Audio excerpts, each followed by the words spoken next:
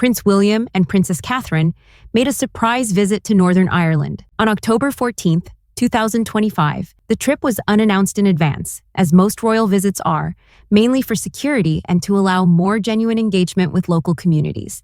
This visit was their first joint trip to Northern Ireland since 2022, and it drew warm attention from local residents and the media.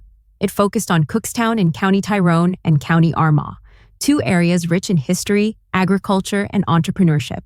The couple traveled without major ceremony, focusing instead on meaningful hands-on meetings with people making a real difference in their communities.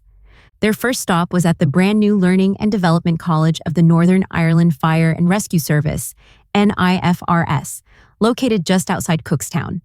This facility, officially opened in May 2025, represents the largest single investment ever made by the fire service, approximately £50 million. The college was built to modernize firefighter training, making it one of the most advanced emergency training centers in the United Kingdom. It features high-tech classrooms and real-life simulation zones, including a mock village, motorway crash setups, and a floodwater rescue simulator, one of only 2 such simulators in the world designed for firefighter training. During their visit, Prince William and Princess Catherine met with both new recruits and senior trainers.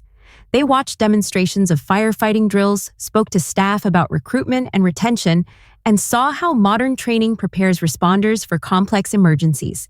The royal couple even tried their hand at a rescue throw challenge, tossing a rope to a dummy, Casualty, in the fast-flowing water simulator. Onlookers noted that Catherine laughed as her first attempt missed slightly, joking that she might need more practice. Prince William, who once served as a Royal Air Force search and rescue pilot, appeared at home discussing safety and teamwork. At one point, Catherine was invited to sit inside a fire engine. She cheerfully asked whether she could turn on the sirens, though, to everyone's amusement, her host declined for safety reasons. Witnesses said both appeared relaxed and genuinely engaged, thanking firefighters for their service and expressing admiration for their professionalism. According to local reports, the couple were interested in every detail and spoke warmly to each trainee they met. After leaving the training college, the prince and princess traveled further into rural County Tyrone to visit Malin Farm, a flax-growing and linen-producing enterprise. The stop reflected a growing royal interest in sustainable heritage industries, businesses that preserve traditional skills while creating modern economic opportunities. Northern Ireland has a long, proud history of linen production. In the 19th century, Belfast was known as the linen capital of the world. However, much of the industry declined in the late 20th century. Farms like Malin Farm are part of a movement to revive local flax cultivation and small-scale linen production, linking heritage with sustainability. At Malin Farm, William and Catherine met the family owners and learned how flax plants are grown, harvested, and processed. They saw how fibers are separated, dried, and woven into linen, and discussed how the revival of linen production can create new local jobs. Catherine, who is known for her love of rural life and environmental causes, appeared deeply interested. She even tried turning the handle of an old flaxbreaker machine to help separate the fibers, smiling as the farm owner explained each step. For this portion of the visit, Catherine changed into a more casual outfit, a waxed Barber jacket, jeans, and sturdy boots, reflecting the down-to-earth tone of the engagement.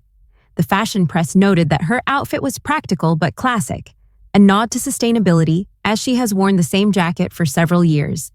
Prince William, meanwhile, sported a tweed jacket and khaki trousers. The farm visit illustrated the couple's emphasis on heritage industries that can provide modern, eco-friendly employment. After lunch, the couple traveled east to County Armagh, often called the Orchard County for its rich apple-growing tradition. Their final stop was Longmeadow Cider Farm, a family-run orchard that has been operating for 3 generations. The McKeever family, who own the farm, produce apples, apple vinegar, juices, and cider. They have also built a successful farm tourism business, offering visitors tastings, farm walks, and educational experiences. At Longmeadow, William and Catherine took part in apple picking, walking through the orchard rows with baskets. They later joined the McKeever family in the farm kitchen to make potato apple bread, a traditional Northern Irish recipe. The lighthearted interaction between the couple drew smiles from everyone present. At one point, William joked, "Do keep up," as Catherine kneaded dough beside him. She laughed and replied, "I'm working on it." Their natural banter made headlines as another example of their relatable, good-humored approach. They later sampled some of the farm's cider and apple products and chatted with staff about how the business has diversified to stay resilient, especially during challenges like Brexit-related trade changes and unpredictable weather patterns.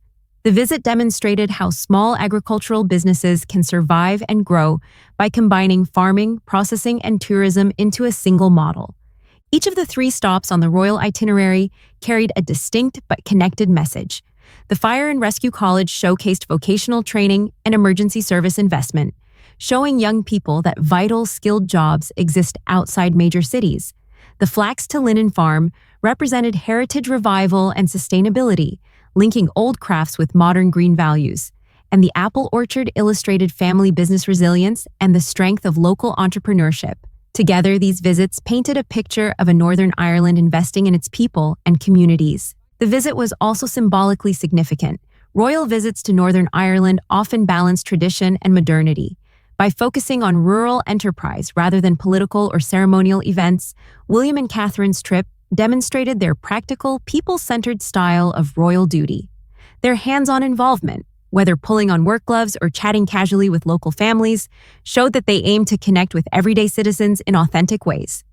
Observers noted that the day's events also align with the couple's broader priorities. Prince William's Earthshot Prize focuses on environmental innovation, and Princess Catherine's long-running work in early childhood and community development both connect naturally with themes of local empowerment and sustainability. Supporting training centers, farms, and small businesses fits seamlessly within this shared vision for a modern, service-driven monarchy. Public response was overwhelmingly positive. Locals praised the couple for taking time to visit small communities rather than staying confined to large urban engagements. Many attendees said the visit provided a morale boost and much-needed visibility for the businesses involved. The owners of Longmeadow Cider called the experience unforgettable, saying the royal attention had brought national interest to their products. The Northern Ireland Fire and Rescue Service also benefited from the spotlight. The visit drew attention to its new campus, a facility designed to support both local and national emergency response readiness. Fire service officials said that having the Prince and Princess of Wales there validated years of investment and training and would help inspire new recruits. From a cultural perspective, the trip carried a subtle but clear message about unity and inclusion.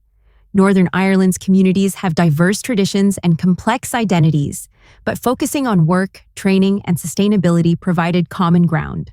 The royal couple's presence reinforced the message that every part of the United Kingdom matters, from major cities to small farms and local training colleges. The couple's approachable style, combined with genuine curiosity, helped make the visit feel informal and engaging. Catherine's laughter during the fire rescue drill, her practical outfit on the farm, and the couple's playful banter at the orchard showed a side of royalty that feels relatable to the public. It also reinforced their reputation as a partnership built on teamwork, empathy, and service. In the broader context, the Northern Ireland visit forms part of a continuing pattern of engagements across the UK, focusing on youth skills, mental health, the environment, and community regeneration. In the past 2 years, the Prince and Princess have visited numerous initiatives that reflect similar goals, from sea rescue stations in Wales to early years centers in London. Their approach demonstrates a clear strategy to connect national themes of service and sustainability with local action. In conclusion, the October 2025 visit to Northern Ireland was much more than a ceremonial outing. It was a carefully chosen tour of progress, a day that celebrated learning, heritage, innovation, and local pride. From the high-tech firefighter training center in Cookstown to the flax fields of Tyrone and the apple orchards of Armagh, each stop told a story of how Northern Ireland's communities are investing in their futures. As their day in Northern Ireland came to an end, Prince William and Princess Catherine left behind more than photographs. They left behind a renewed sense of optimism and pride in local achievements. Their visit illustrated a vision of a monarchy rooted not in distance or grandeur, but in genuine connection, curiosity, and care.